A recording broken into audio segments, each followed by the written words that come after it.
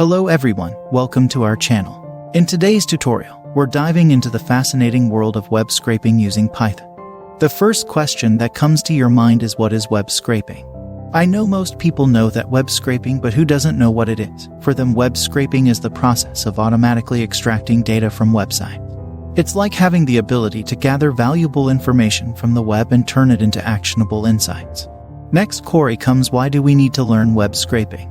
Imagine being able to collect real-time data from websites for analysis and decision-making.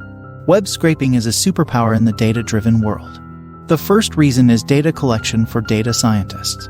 For data scientists and analysts, web scraping offers a treasure trove of unstructured data that can be transformed into structured datasets for analysis. The second reason is real-world applications. From monitoring competitors' prices to tracking social media trends, web scraping empowers businesses to make informed decisions. Mainly learning web scraping is like adding a new tool to your data toolbox. It gives you the edge to acquire data directly from the source. Instead of relying on pre-existing datasets, you can fetch fresh data, leading to more accurate and up-to-date insights. As data-driven decision-making becomes crucial, the demand for professionals who can scrape and analyze data is on the rise. Now come to the advantage of web scraping. Web scraping automates data collection, saving countless hours compared to manual extraction. Direct extraction means less chance of human errors often encountered during manual data entry. If data is on a large scale, scraping allows you to gather data on a scale that would be impossible to achieve manually. Every good things come with some disadvantage. Websites frequently change their structure, which can break your scraping script. Regular maintenance is necessary. Respect terms of use and robots.txt files. Scraping too aggressively can result in IP bans.